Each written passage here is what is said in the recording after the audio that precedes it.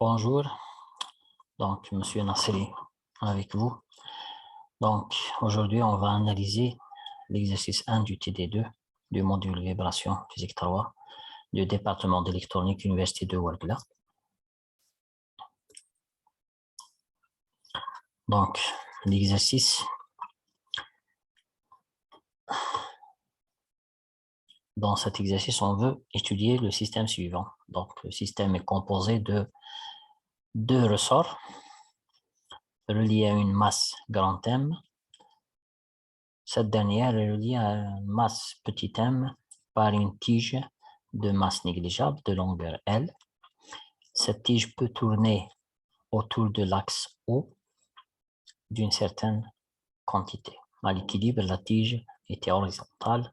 Les boules sont considérées comme ponctuelles. Dans cet exercice, on veut remplacer les deux ressorts par un seul, équivalent bien sûr. On veut trouver l'énergie potentielle. On veut simplifier cette énergie potentielle en utilisant la condition d'équilibre et en même temps déduire l'allongement Z0 initial du ressort équivalent.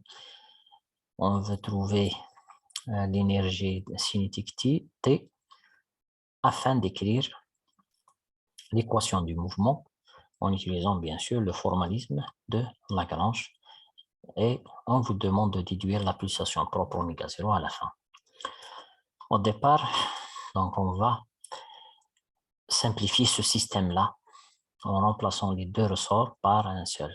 On a K1 et K2 sont reliés de la manière suivante. Donc, comme on l'a déjà vu au TD1, cette manière de relier donc va donner un seul ressort de raideur équivalente K est égal à K1 plus K2. Donc, ceci, on l'a démontré à la séance de la série numéro 1. Le système sera remplacé donc par celui-ci. Donc, les deux ressorts sont enlevés et on laisse un seul de raideur K. Maintenant, on veut calculer l'énergie potentielle U en fonction de θ. On demande de le faire pour les θ très petites, donc pour les petits angles. Dans ce système, l'énergie potentielle est donnée par les trois composantes suivantes, donc UM, donc M. Grand M possède une énergie potentielle, petit m aussi, et le ressort. Donc, on commence par la première.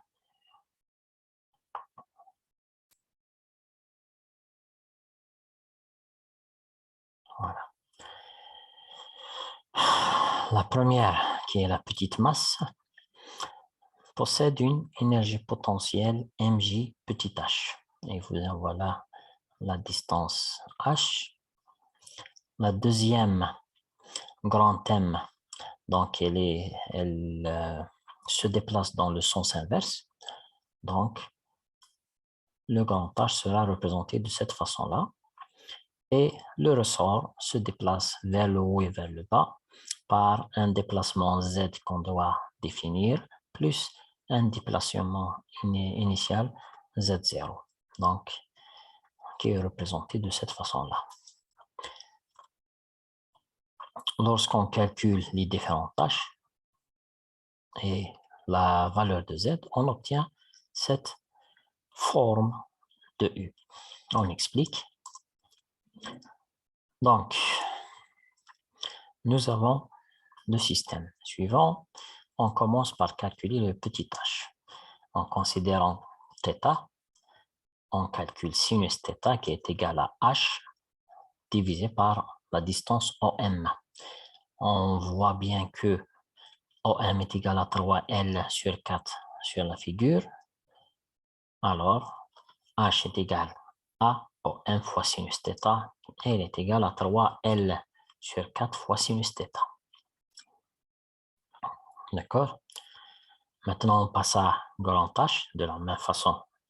On va calculer la valeur du grand H. Donc, pour la masse grand M, on représente H comme ceci. et on considère θ qui est cet angle-là équivalente, elle est exactement égale à θ. Donc, H est égal à R sur 4 sinus θ. Pour le ressort, on a la dilatation du ressort est égale au déplacement de M. Donc, Z, qui est le déplacement du ressort, mis à part l'allongement initial, est égal à H. Alors, Z est égal à R sur 4 sinus θ. D'où le résultat suivant. Lorsqu'on remplace dans l'équation trouvée auparavant, donc, on aura ceci. Pour les θ, les petits angles θ, on a sinus θ égale θ. Donc, on remplace dans l'équation et on aura cette expression en fonction de θ. La troisième question est de décrire la condition d'équilibre et de déduire l'allongement Z0. La condition d'équilibre, on l'a déjà vu au cours, c'est la dérivée de l'énergie potentielle par rapport à θ. Donc, cette dérivée doit être égale à 0 lorsque θ est égal à 0. Nous avons l'expression de U.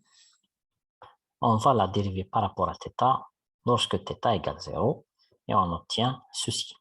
Donc, cette quantité-là, ou cette équation, va nous donner la valeur Z0, qui est l'allongement initial du ressort et qui est égal à grand M fois G moins 3 petit mg sur K. Pour simplifier U, afin de répondre à la question 4, il faut remplacer dans U la valeur Z0 et bien sûr, enfin, on va obtenir ceci. U est égal à K fois L au carré sur 32 θ au carré plus une certaine constante. Voilà. La question suivante, c'est de trouver l'énergie cinétique. Ici, c'est les deux masses, petit m et grand M, qui ont une énergie cinétique.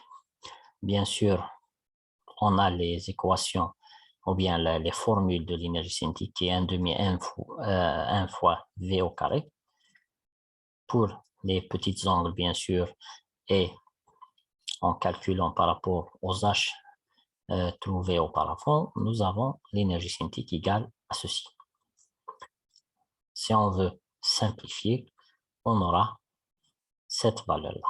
Donc, en simplifiant l'expression T, on aura cette valeur-là.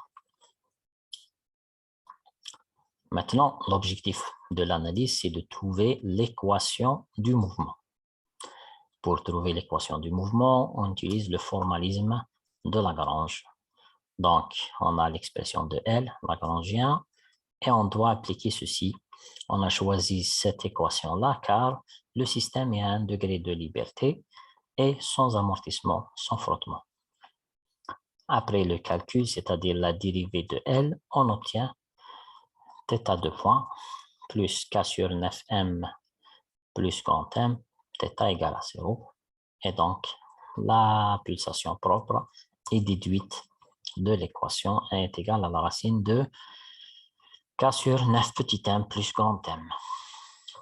Si on remplace par les valeurs données dans la question 7, on aura oméga 0 est égal à la racine de 2 radians sur seconde. Donc, vous pouvez suivre le cours et les cours et les exercices sur ces pages-là et on se verra la prochaine fois.